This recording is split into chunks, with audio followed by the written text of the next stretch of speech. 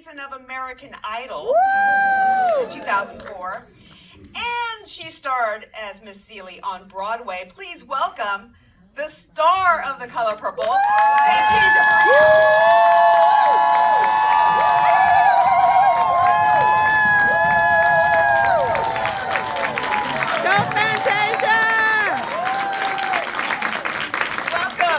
Welcome. All right, let's weave together.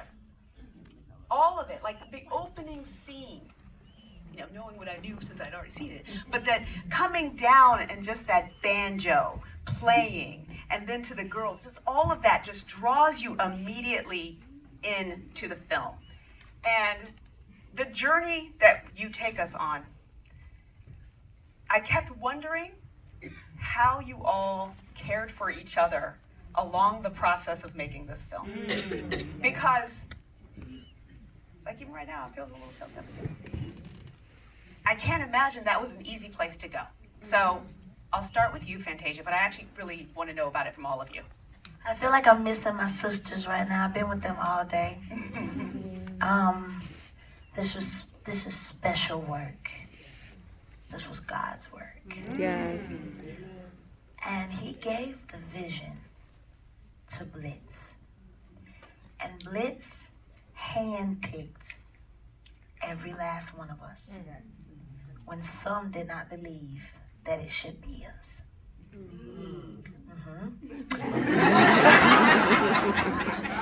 I used to tell him on set, if I could have a penny for your thoughts, I'd be a billionaire.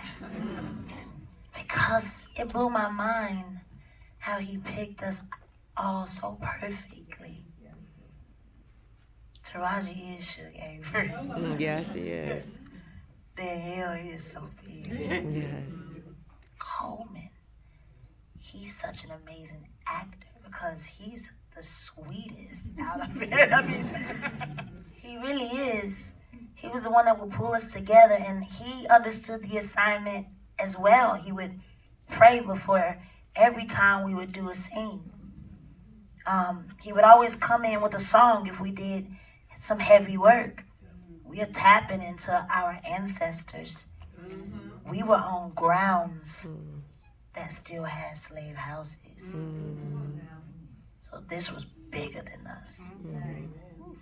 And we held each other up. We're really like family.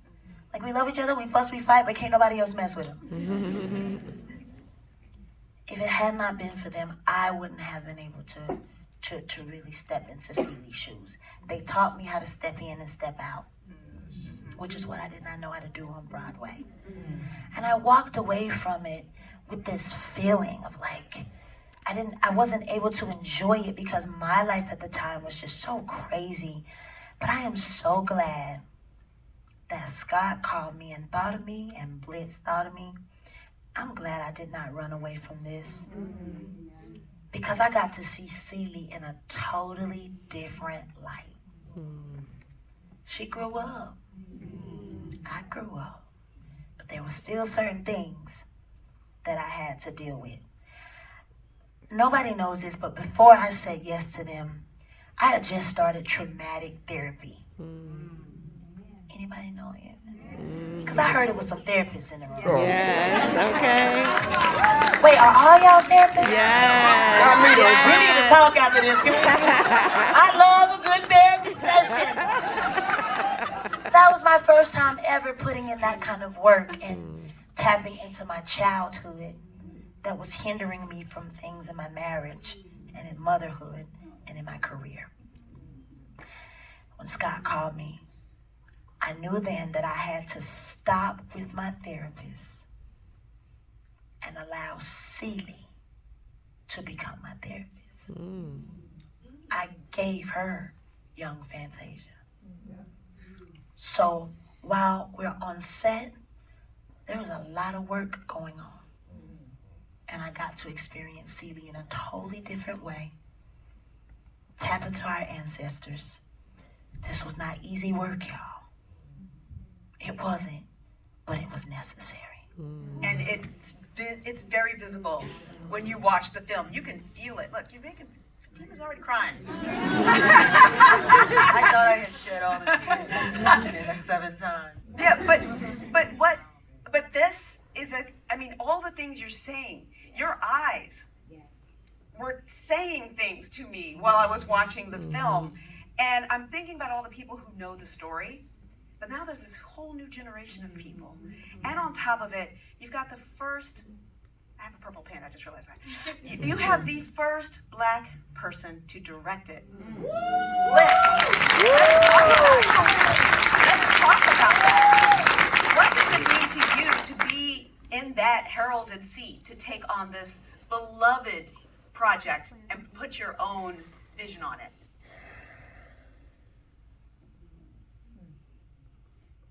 You did well, brother. You did well. You did good. Man, every time I hear Fantasia talk, I can't believe we got through it. I can't.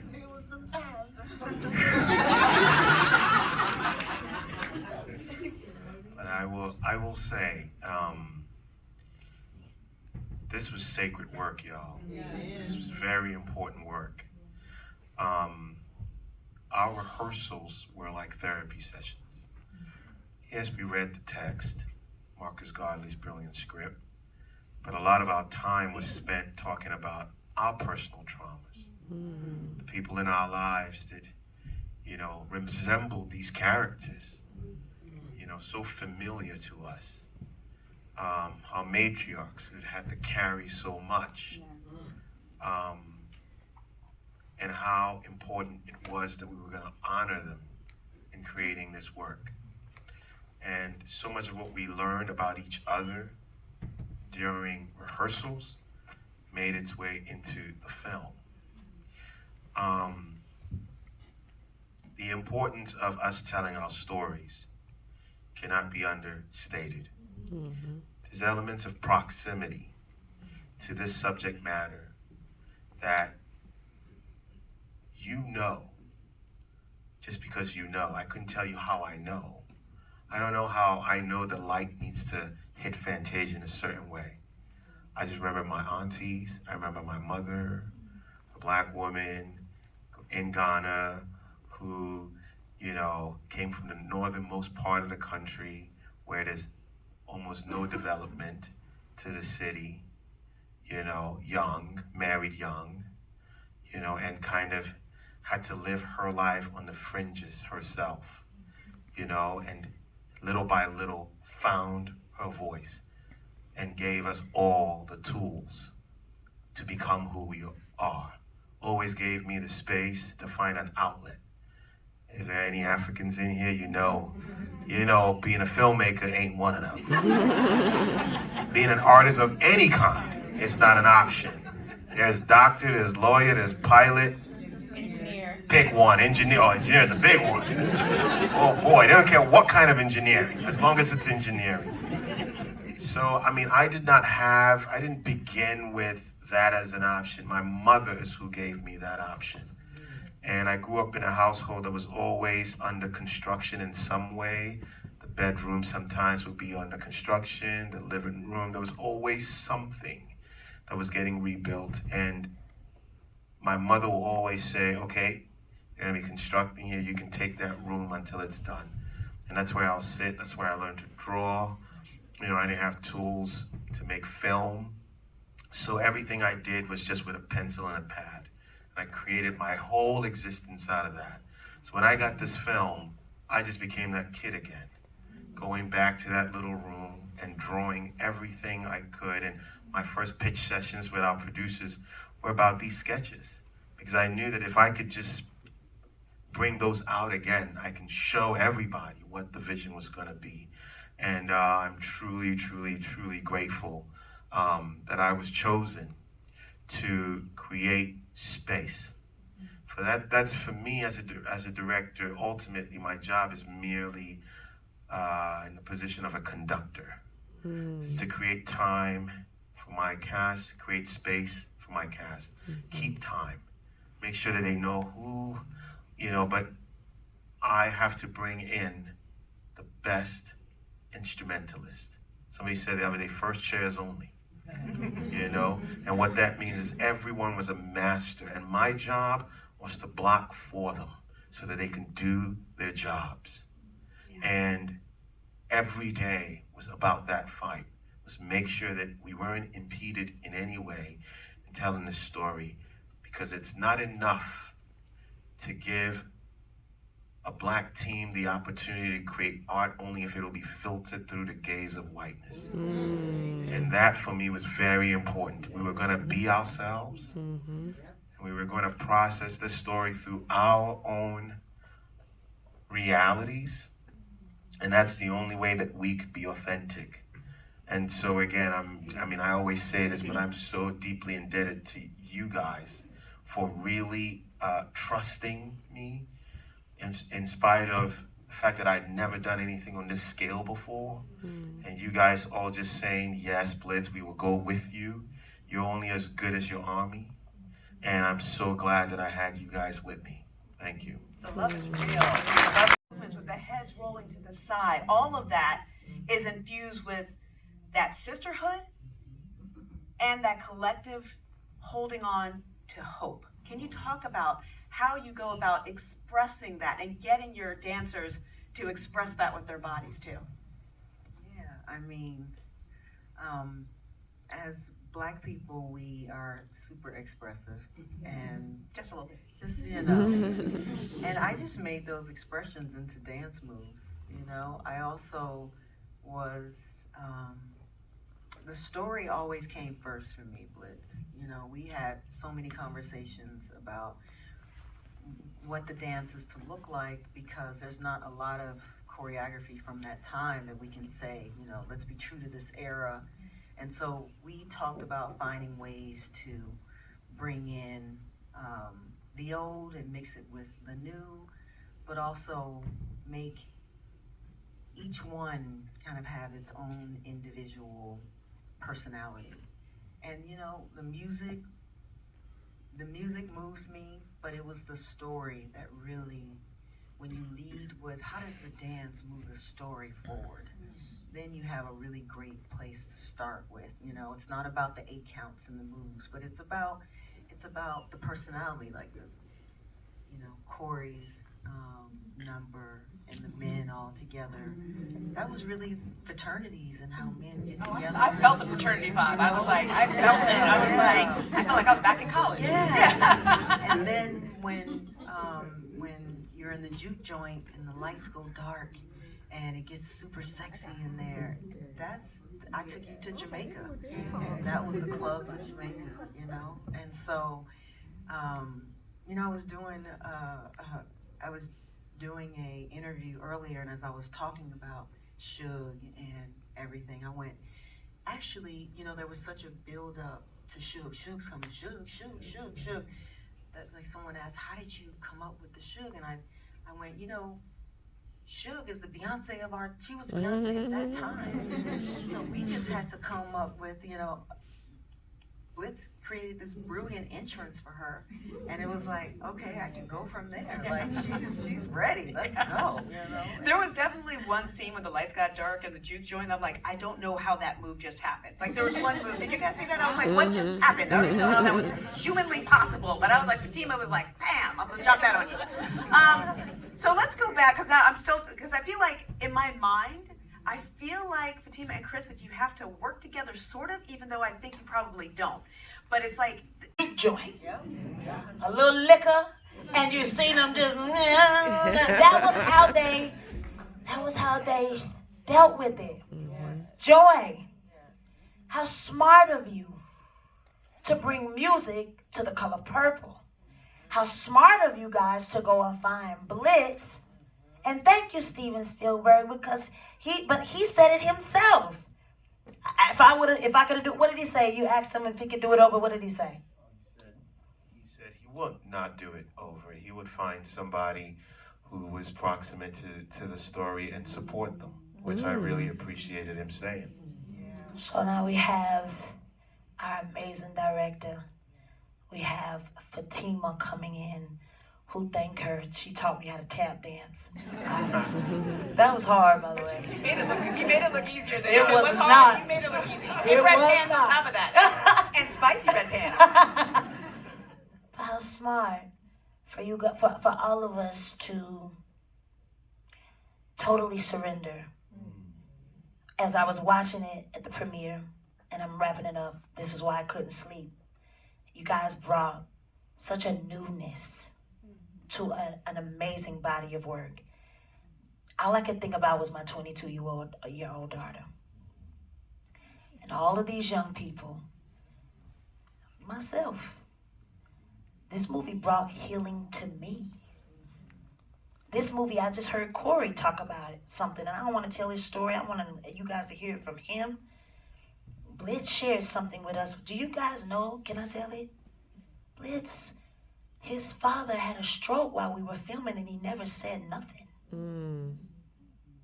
He held all of us up, came to check on us on our, like, this was God's work. This was ministry. This was something that was needed for this generation. And I couldn't sleep because I was like, God, thank you that our people, not just black, white, young, old, female, and male, will be moved and blessed through this body of work. Thank you, Scott, for bringing music to it. Thank you, Fatima, for bringing dance, the joy. Because the first movie was good, but it left you it was kind of heavy. But Blitz gave Celie an imagination.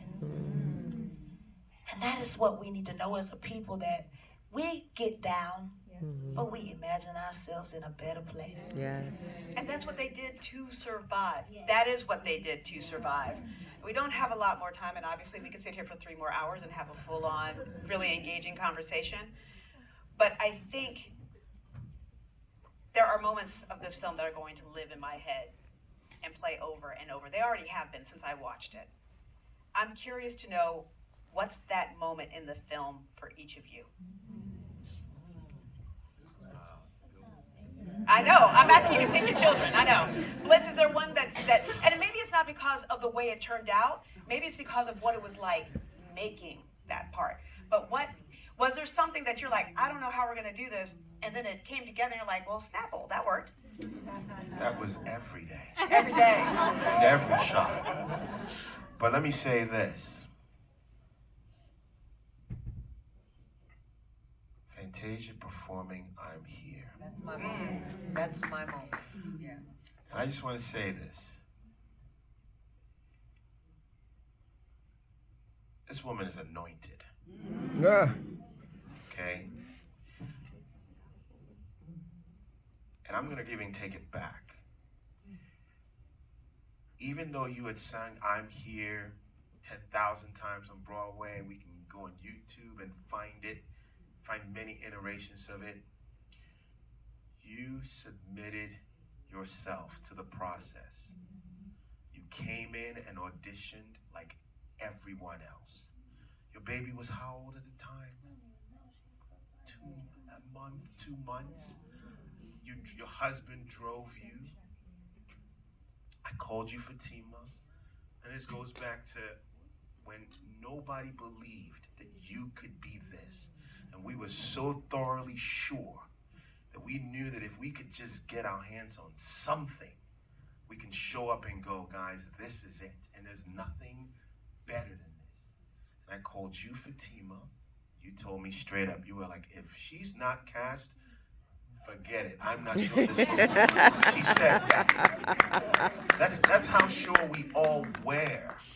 Okay, that's how all of us, how clear we were. You came in and you sang this song.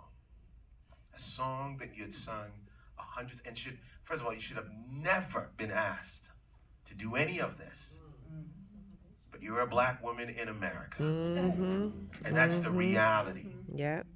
So we went along, we did the work. But I will never forget this. It was a piano vocal. That's all we had in the room that day. And what the studio wants you to do is put people up against Fantasia. That's what they want. I'm like, how silly. But anyway, you go along. And when you start singing in that little rehearsal space, I see the security guards outside creep into the room. I see the lady who's doing the front desk reception creep into the room. I see everybody who's lingering. I see the so-called competition, and she was a beautiful young woman, but she was just put up to this. She snuck in to watch you. They all snuck in to watch you. And not that I needed any convincing, but that was certainty that you are anointed. Okay? Just that voice seeping out of that door was inviting people who, again, they work at a studio. They see and hear every day. They had to come bear witness so they too can say I was there. Now fast forward to us on set. Halle Bailey shows up, not working that day, to watch you. Felicia shows up to watch you. And you do this song over and over and over. Nope. No dubbing, no ad-libbing. She's singing this song. And when you get to that moment, I remember we had a little chat, every time you do it, I'll come and we'll just, okay, where is it at? How do you want it? And I think, I don't know how it got, but we were like, okay, when we get to that I'm beautiful, Tasia, the camera's gonna come to you. Whatever you feel, And I remember being behind that monitor. She had done it a couple times. And your voice breaks. And you go, I'm beautiful. And you repeat that. And I remember just being behind the monitor and watching everybody's eyes tear up. Okay? And it has never ceased. Every time I've seen this movie at this point a gazillion times. Every time it gets there, I tear up because of that moment, because I know what it has taken you. You've been counted out over and over again. But you are that phoenix, dog. You are that phoenix.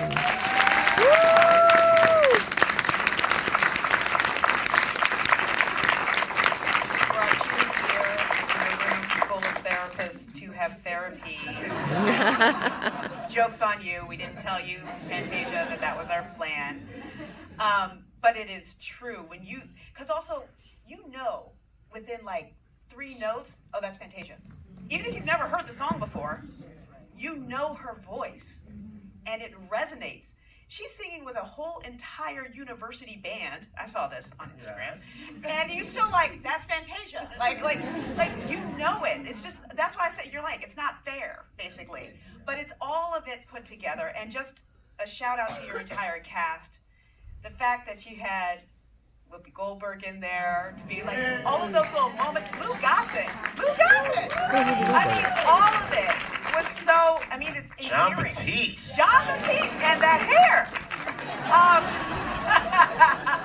But all of it, it means so much. If I can speak freely for a second, it means so much for Black folks. To see the elders represented. And also to see funny men in a different light. Right? Because I'm look at Dion. Look at Dion. Dion scared me. I knew Coleman had it in him, but also to see David Allen Greer, who I know is a thespian, but a lot of people were thinking In Living Color, right? So the cast that you put together, I want to talk to you guys forever. What you all have done here is magical. Yes. It is magical and it's meaningful and it brings joy. And also what it took is courage. It took courage to do what all of you have done. And I think I speak for everyone here that we thank you for being here, to bring your presence here. These people super thrilled, like I am, that we've already got to see The Color Purple. Thrilled and enjoyed it, thoroughly enjoyed it. So I want to thank everyone here. Thank you for being here. Thank you to our panelists. Thank you to Flip, Trent, and Tasia, on behalf of Starbucks and Warner Brothers and benefiting the Loveland Foundation. Thank you all for being here. And let's maybe take some of those messaging that we got out of this film and take it with us into the holiday season and beyond. But thank you so much.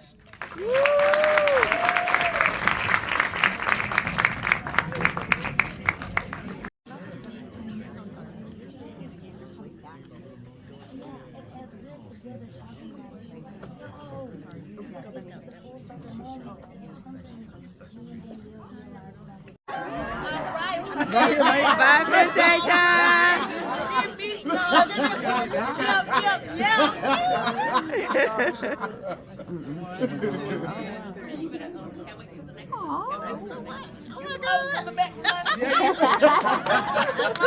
I love it.